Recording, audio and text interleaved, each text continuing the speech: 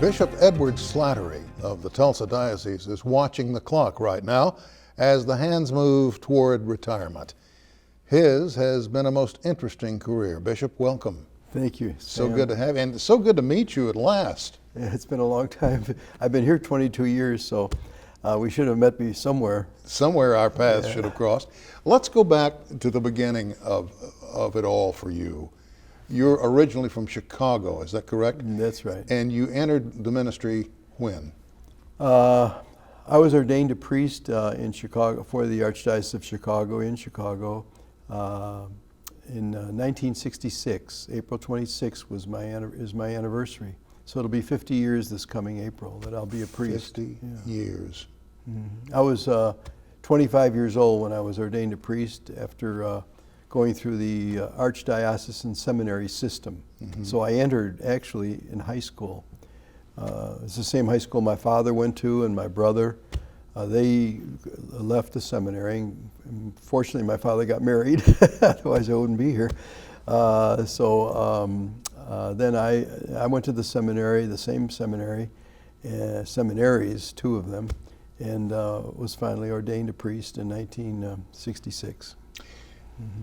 Being from Chicago, a lot of folks have a feeling that Chicago has become a very violent town. Does it trouble you to read the stories, the accounts of all that's happening up there from time to time? Because we only get the negative news. Yeah, a lot has changed, not only in Chicago, but in all the big cities of the United States.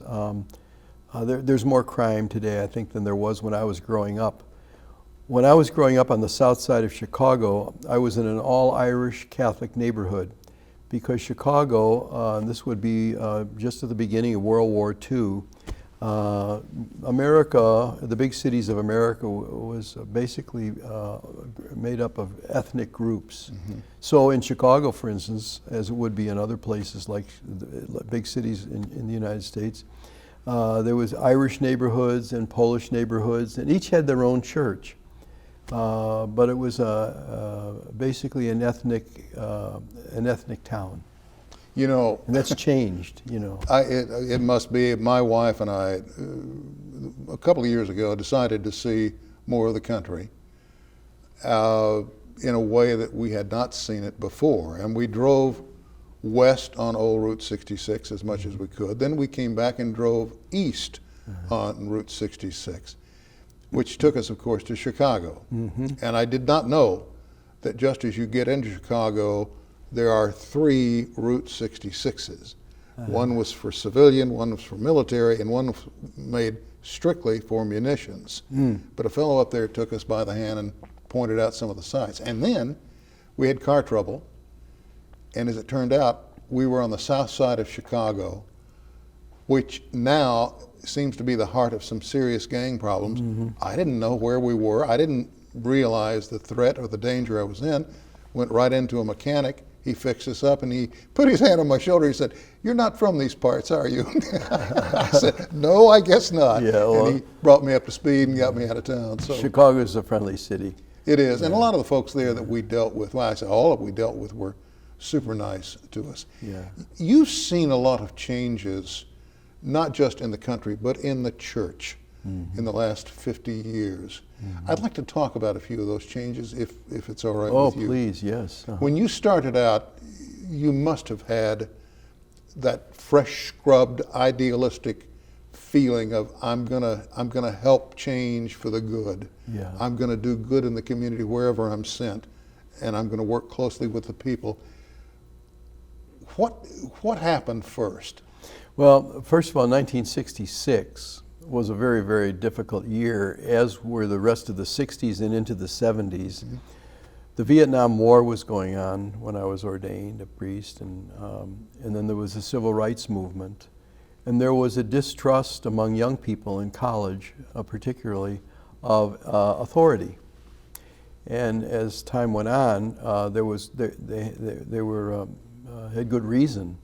Do you remember President Nixon? I do. Who, because he's the president, he represented authority itself in a sense, because he's a president of the United States. And that hurt, I think, the American people in their hearts. They thought well, we expect more from our president. And but that was symptomatic of the times. The Vietnam War is questionable by many people, whether it was conducted fairly or not. Historians will argue about that for years to come.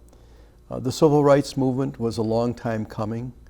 We still haven't reached the ideal that this country claims to have. And a lot of folks don't realize we got a long way to go. We have a long way to go, and that's part of life. There'll always be room for improvement. But what's difficult today, and the Pope, the Holy Father, mentioned this when he was in Philadelphia and in Washington, where I was there with the other bishops, is that the discourse today is kind of harsh. He called for civility in our conversations, in governmental level and business level and so on. And that's one of the things I try to get across to all of our people is love your neighbor, love one another. And even if you disagree, you can still have a conversation without seeing the other as an enemy, because people are genuinely, they're sincere in what they're saying. We have to assume that, especially when they disagree with us. And so I think the Holy Father was asking everyone in the United States, Catholics as well as non-Catholics, to examine their consciences in regard to the way they converse, the way they talk to one another. Because that influences our ability to learn from one another. If you have your boxing gloves on when you enter the room or the boardroom or wherever you're going to talk, you're not going to learn anything. You're in there to win the fight. Exactly. And that's not conversation. And it seems that just today we're taping this, we've learned that the heir apparent to Speaker of the House in Washington has stepped away from it. He's not going to do it because, as he said, he doesn't have the votes for confirmation.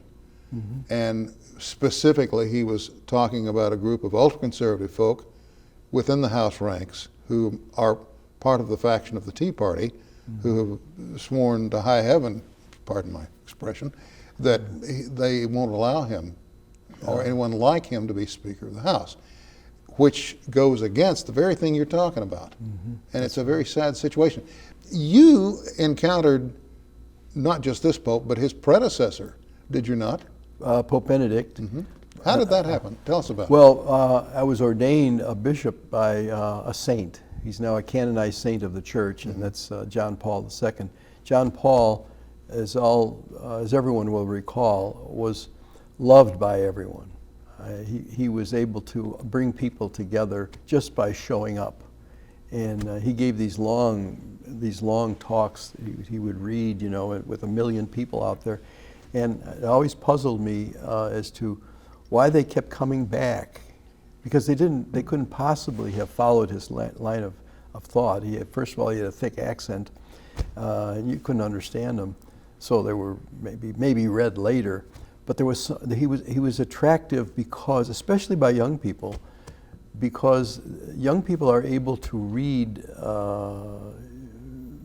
sincerity, and they saw that in him. He was authentic, and we're starved for people like that. That was John Paul. He ordained me a bishop in Rome in January 6, 1994, and then I came from there, bypassing Chicago, and came right to Tulsa, and I've been here ever since. Did you have the opportunity to exchange words with him? Oh, yeah. Well, I was in his office, just he and I, twice. Wow. So I sat with him 15 minutes each time, because bishops have to go over there every now and then to make a report on their diocese. It's a week-long time you spend in Rome. It's not a penance at all, because we eat a lot of pasta, and in Rome you can't get a bad meal. Oh, I've heard that. Yeah. But you've also then, we jump ahead in time, had the opportunity then to see the current Pope, the new Pope in action. Yes, well, I saw the Pope. I saw this Pope. Actually, I went over to Rome for the canonization of John Paul II several years ago, right after this Pope Francis was elected, and he's the one who canonized John Paul. And I went over for that, and then the next day or two, I forget when it was, is Wednesday audience. As one of the bishops, I was up there close, and we then were able to actually shake hands with him and say hello. And get photographed with him too. Sweet. So So you have that, I guess, on the wall. I have that. All right. We're going to take a short break, Bishop. When we come back, I'd like to talk with you a little bit about the changes within the church and find out your feeling on that. And perhaps you can enlighten us a little bit about those changes. Sure, I'll be happy. And we'll be back with more right after this.